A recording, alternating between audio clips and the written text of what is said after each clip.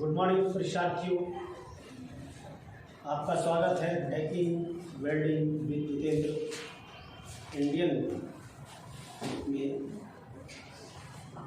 आज हम गैसों की श्रृंखला जो हमारी चल रही थी उसी श्रृंखला को आगे बढ़ाते हुए आज का जो टॉपिक है वो है हीलियम और पेट्रोलियम गैस। हीलियम और पेट्रोलियम गैस जो हम वेल्डिंग में यूज़ करते हैं। अभी तक हम ऑक्सीजन और एसिटिलीन, हाइड्रोजन इन गैसों को पढ़ा है। अब इसी श्रृंखला में हम हीलियम और पेट्रोलियम गैस को पढ़ेंगे। हीलियम गैस क्या है और पेट्रोलियम गैस क्या है और ये किस प्रकार से मैन्युफैक्चरिंग की जाती है, किस प्रकार से ये प्रयोग में वेल्डिंग के प्रयोग में लाई जाती है। तो सबसे पहले हम हीलियम गैस की बात करेंगे। हीलियम गैस जिसका रासायनिक सूत्र जो है इसको He से शो करते हैं। हीलियम गैस He से शो करते हैं। यह एक अक्रिय गैस है। अक्रिय का मतलब इनर्ट गैस। यह एक इनर्ट गैस है। हीलियम एक इनर्ट गैस है जिसको प्राकृतिक गैस को तरल अवस्था में लाकर अंत में हीलियम गैस प्राप्त की जाती है। क्या कहा मैंने? हीलियम गैस का रासायनिक सूत्र He से शो करते हैं। हीलियम एक अक्रिय गैस है जिसको इनर्ट गैस बोलते हैं। अक्रिय गैस वो होती है जो किसी अभिक्रिया में भाग नहीं लेती है। तो हीलियम को हम अक्रिय गैस के रूप में वेल्डिंग में प्रयोग करते हैं। इस गैस को प्राकृतिक गैस को तरल अवस्था में बदलकर जो अंत में बनती है वो हीलियम गैस प्राप्त होती है। और हीलियम गैस प्राप्त जब होती है तो ये एक गर्म गैस की श्रेणी में आती है। इसकी थर्मल जो कंडक्टिविटी है वो बहुत ज़्यादा होती है। अगर हम इसके उपलांक की बात करें, बॉइलिंग पॉइंट इसका -452 डिग्री सेंटीग्रेड होता है, 452 डिग्री सेंटीग्रेड। और अगर हीलियम गैस से हम वेल्डिंग करने जा रहे हैं, helium gas use in welding, यहां लिख सकते हैं हम helium gas use in welding. कौन सी धातुएं हैं जिसमें हीलियम गैस का यूज किया जाता है? उनमें एल्युमिनियम है, Al2, एल्युमिनियम, मैग्नीशियम Mg और कॉपर को हम Cu से शो करते हैं। और कॉपर अलॉय जो मिश्रित धातुएं होती हैं, या हम इसको लिख सकते हैं कॉपर अलॉय।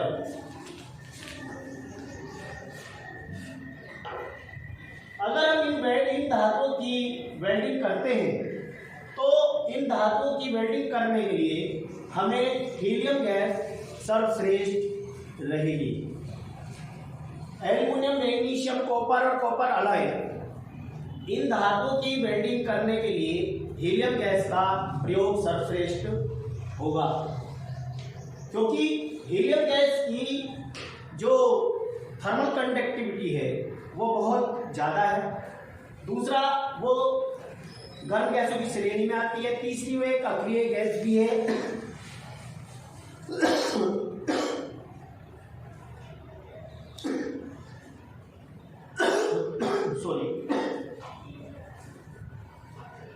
तीसरा, जब हम हीलियम गैस को जलाते हैं तो इससे जो आर्क बनती है वो छोटी बनती है, आर्क छोटी बनती है और पेनिट्रेशन कम करती है, क्योंकि ये सब धातु कैसी है, कैसी है, नॉन फेरस मेटल है सब, ठीक है। तो इनमें हमें पेनिट्रेशन की ज्यादा जरूरत नहीं है। दूसरा, इनके अंदर ऑक्साइड होता है, उस ऑक्साइड के साथ में हीलियम गैस रिएक्शन नहीं करता है। तो अगर हम हीलियम गैस के साथ इन धातुओं की वेल्डिंग करते हैं तो वेल्डिंग करना आसान भी होगा और अच्छी भी होगी।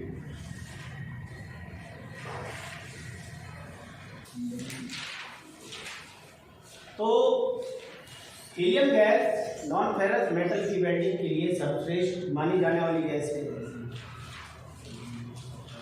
अगर हम non ferrous metal aluminium, magnesium, copper या कॉपर अलॉय या एल्युमिनियम अलॉय की हमें वेल्डिंग करनी हो तो हमें हीलियम गैस का प्रयोग सर्वश्रेष्ठ साबित होगा। हीलियम गैस एक गर्म गैस है, इसके जलने से जो आग बनती है, ज्वाला बनती है, वो छोटी बनती है और पेनिट्रेशन को ये कम करती है। और दूसरी मेन मुख्य कारण ये है, जो ये नॉन फेरस मेटल होते हैं तो इनके अंदर जो ऑक्साइड होता है, जैसे एल्युमिनियम है, एल्युमिनियम का ऑक्साइड जो होता है उसका गलनांक बहुत ज़्यादा होता है और ऑक्साइड जो है गैसों के साथ क्रिया को भी कर लेता है, जिस क्रिया होने के कारण ऑक्साइड, जब वो ऑक्साइड किसी दूसरी गैस से क्रिया करता है तो वो वेल्डिंग को कठिन कर देता है। तो उस ऑक्साइड के साथ क्रिया ना हो, इसलिए हीलियम गैस सर्वश्रेष्ठ है। हीलियम गैस क्योंकि जो धातु का ऑक्साइड है उसके साथ क्रिया नहीं करता है, प्रॉपर क्रिया नहीं करता है, अच्छी क्रिया नहीं करता है, तो जिसके कारण वेल्डिंग करना आसान हो जाता है और नॉन फेरस धातु के लिए हीलियम गैस सर्वश्रेष्ठ गैस है। अब हम बात करते हैं दूसरी गैस, पेट्रोल गैस की। अब हम दूसरी तरफ पेट्रोल गैस की बात करते हैं। पेट्रोल गैस, आप पेट्रोल जानते ही होंगे, पेट्रोल को डायरेक्ट रूप से वेल्डिंग के अंदर प्रयोग नहीं किया जाता है। कैसे प्रयोग करते हैं? पेट्रोल या मिट्टी का तेल, हम इसकी जगह मिट्टी का तेल भी यूज कर सकते हैं। हम लिख सकते हैं यहाँ पेट्रोल गैस और केरोसिन, ठीक है।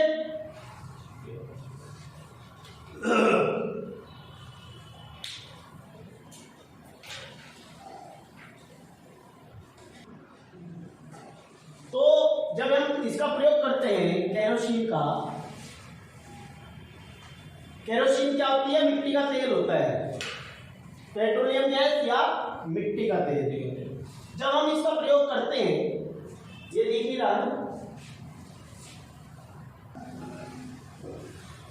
या मिट्टी का तेल, जिसको इंग्लिश में क्या बोलते हैं? केरोसिन। ओके, तो पेट्रोल गैस या केरोसिन या मिट्टी का तेल वो सबसे पहले हम गर्म करते हैं। कितना गर्म करते हैं? जब तक वो वाष्प रूप में, विकोरक रूप में ना आ जाए, हम तब तक पेट्रोल को गर्म करते हैं या मिट्टी के तेल को गर्म करते हैं जब तक वो वाष्प रूप में ना आ जाए। जब वो वाष्प रूप में आ जाता है, उसी का प्रयोग हम वेल्डिंग के अंदर करते हैं। इसका प्रयोग हम ज्यादातर हल्की फुल्की वेल्डिंग करने के लिए ही यूज करते हैं। भारी उद्योग में इसका प्रयोग नहीं होता है। हल्का फुल्का काम कोई हो तो उसी के अंदर हम यूज करते हैं पेट्रोल गैस का। तो पेट्रोल गैस या मिट्टी का तेल, इन दोनों ऑयल को हम डायरेक्ट रूप में प्रयोग ना करके इनको पहले गर्म किया जाता है। गर्म करके वाष्प रूप में इसको बदल कर तब हम इसको वेल्डिंग में प्रयोग लाते हैं। तो इस प्रकार से हमने हीलियम और पेट्रोलियम गैस को पढ़ लिया है, समझ लिया है। अब हम अगर बात करें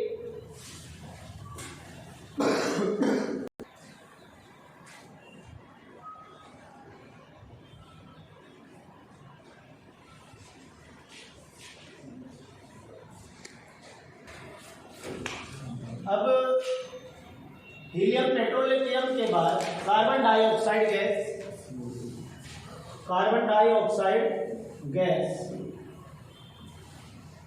अब कार्बन डाइऑक्साइड गैस जो होती है, इसका जो रासायनिक सूत्र है, कार्बन डाइऑक्साइड का रासायनिक सूत्र क्या होता है? CO2। CO2 जो गैस है, ये कैसी गैस है? CO2 ये एक सक्रिय गैस है, एक्टिव गैस है। कैसी गैस है? CO2 सक्रिय गैस है, एक्टिव गैस है। जैसे हमने हीलियम के बारे में पढ़ा था, हीलियम कैसी थी? अक्रिय गैस, नॉन एक्टिव, जो किसी क्रिया में भाग नहीं लेती है। तो उसी में अगर हम कार्बन डाइऑक्साइड गैस की बात करें, ये एक एक्टिव गैस है, ये अभिक्रियाओं में भाग ले लेती है।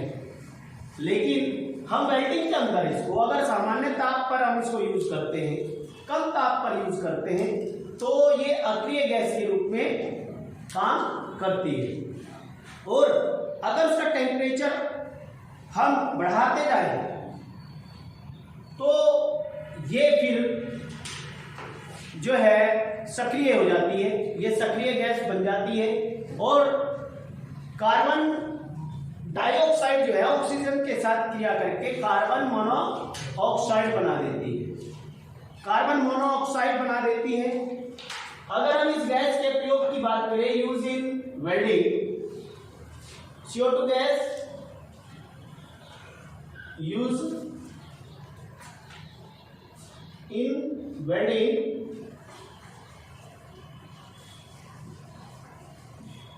तो हम इस गैस का प्रयोग सबसे मुख्यतः रूप में माइल्ड स्टील के लिए करते हैं। किसके लिए करते हैं? Mild steel.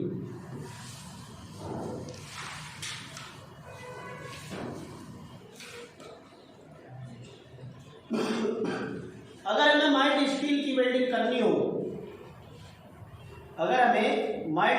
वेल्डिंग करनी हो, तो माइल्ड स्टील की वेल्डिंग करने के लिए हमें कार्बन डाइऑक्साइड गैस का प्रयोग करना चाहिए।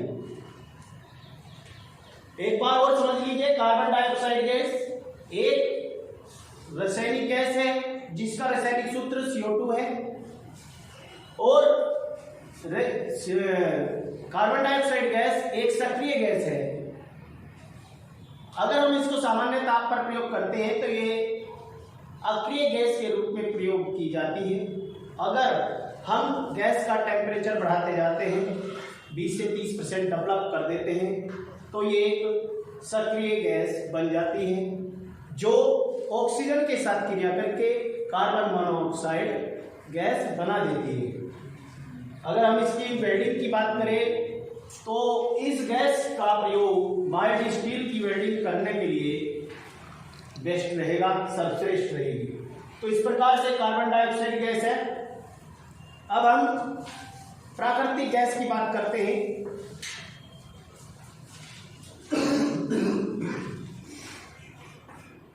प्राकृतिक गैस,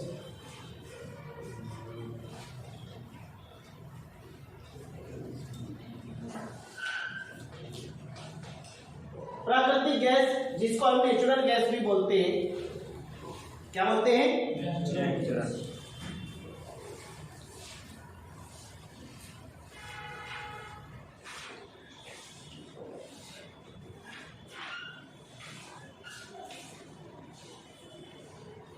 प्राकृतिक गैस एक नेचुरल गैस है, इसको लेबोरेटरी के अंदर नहीं बनाया जा सकता।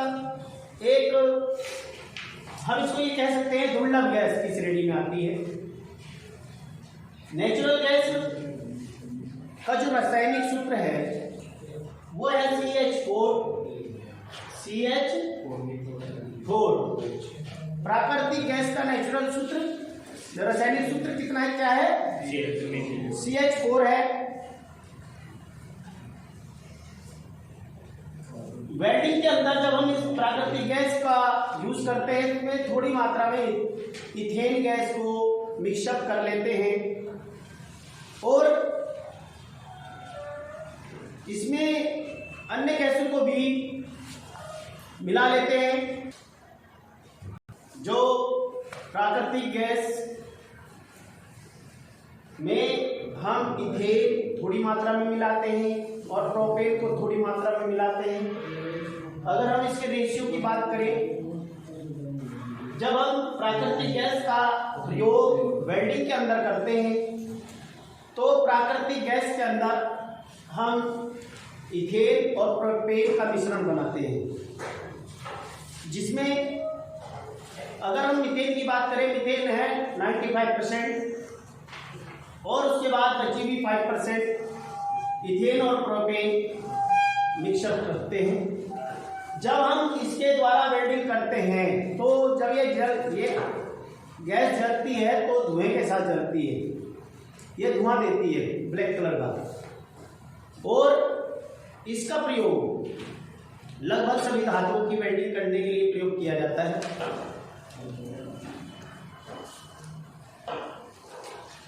और प्राकृतिक गैस का प्रयोग लगभग सभी धातुओं की वेल्डिंग के लिए किया जाता है, लेकिन प्राकृतिक गैस में इथेन और प्रोपेन की आंशिक मात्रा मिलानी आवश्यक है। अगर हम इसकी बात करें प्राकृतिक गैस मिलती कहाँ से है, तो प्राकृतिक गैस जो है धरती के तल से मिलती है, जमीन के नीचे से मिलती है, तेल के कुओं से मिलती है, या हम इसको तेल से भी बना सकते हैं। तो इसलिए एक दुर्लभ गैस की श्रेणी में रखी गई है मीथेन, प्राकृतिक गैस या मीथेन। इसको मीथेन भी बोलते हैं। प्राकृतिक गैस का दूसरा नाम क्या है? मीथेन। ठीक है बेटे, प्राकृतिक गैस का दूसरा नाम मीथेन है। CH4 इसका रासायनिक सूत्र रहता है। अब प्राकृतिक गैस के बाद हम जो वेल्डिंग के अंदर यूज करते हैं, हम LPG का भी यूज करते हैं वेल्डिंग के अंदर। किसका यूज करते हैं? LPG।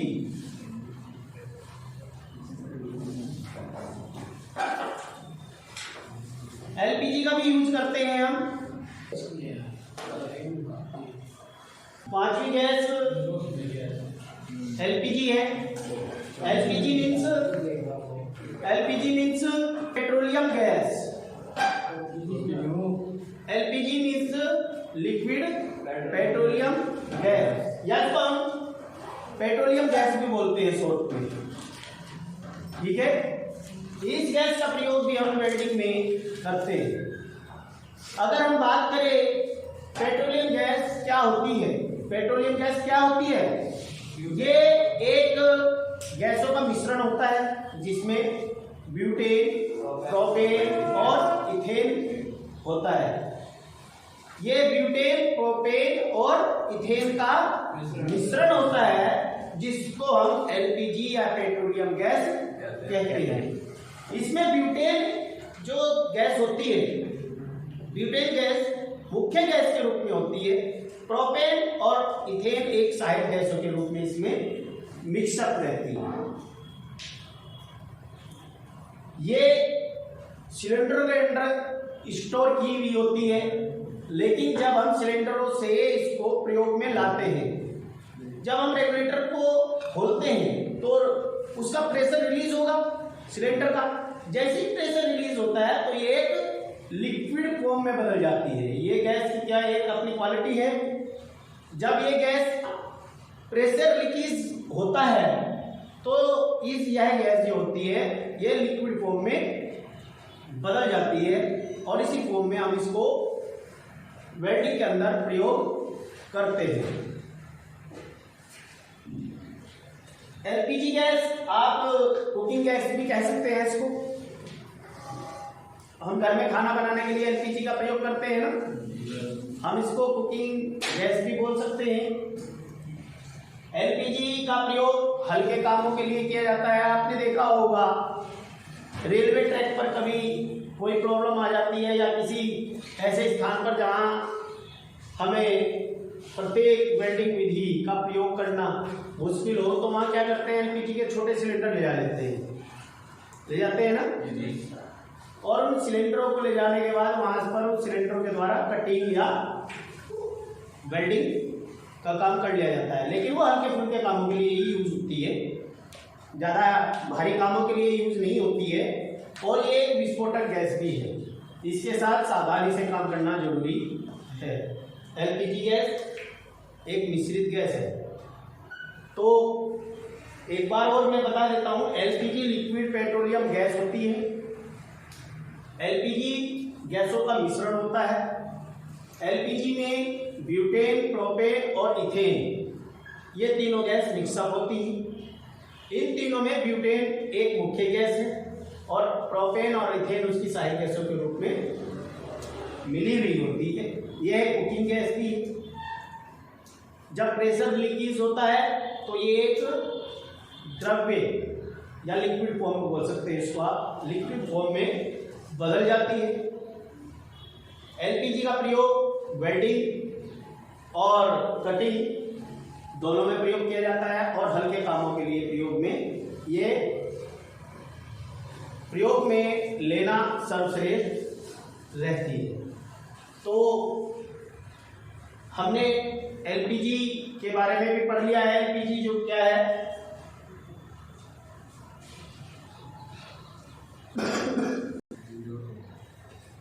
इसका जो, अगर हम एलपीजी की जो ताप है, जो तापीय ऊर्जा है उसकी हम बात करें तो जो एलपीजी है वो 1 ग्राम एलपीजी जो है 50 जूल ताप जनरेट करती है।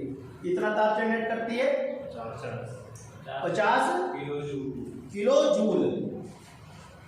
50 केजी जूल तापीय ऊर्जा जनरेट करती है। कितनी एलपीजी करती है वो? 1 ग्राम।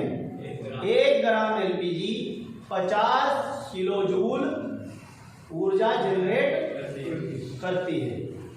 तो ये है एलपीजी का संक्षिप्त विवरण। इसमें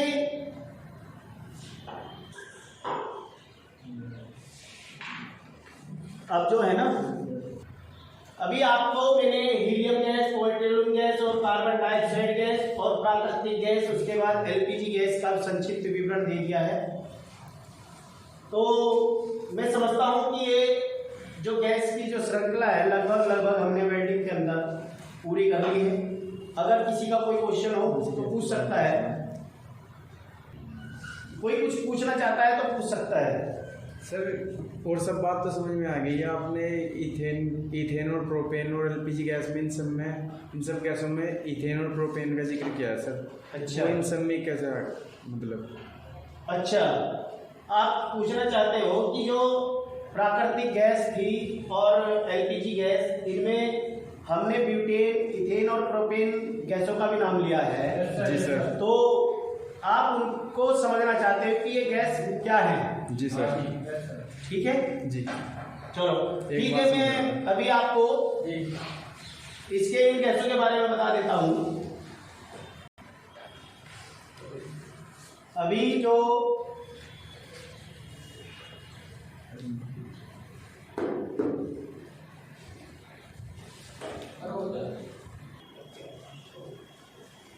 जो अरुण के द्वारा क्वेश्चन पूछा गया था कि जो एलपीजी गैस है उसके अंदर ब्यूटेन, इथेन और प्रोपेन गैसों का जिक्र आया था। तो उसका क्वेश्चन ये था कि सर ये ब्यूटेन, प्रोपेन और इथेन गैस क्या है? तो अब हम इन्हीं गैसों को समझते हैं।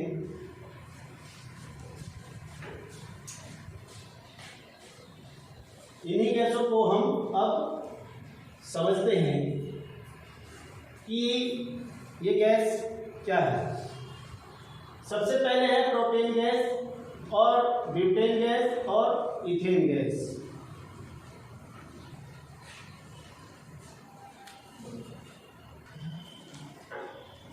तो अब हम प्रोपेन गैस और ब्यूटेन गैस और मीथेन गैस के बारे में पढ़ेंगे। ये मेरे ख्याल में वीडियो कुछ ज़्यादा लंबी हो गई है, क्योंकि इसमें बहुत सारी गैसों का विवरण पहले भी आया है, अभी 3 गैस और आ गई हैं, तो इसको मैं नेक्स्ट वीडियो में आपको बताता हूँ, ठीक है। अभी वो ज़्यादा लंबी होने के कारण नेक्स्ट वीडियो में मैं आपको प्रोपेन गैस, ब्यूटेन गैस और मीथेन गैस के बारे में बताता हूँ। तब तक के लिए धन्यवाद। मैं Mitendra Kumar, thank you very much. जय भारत, जय हिंद।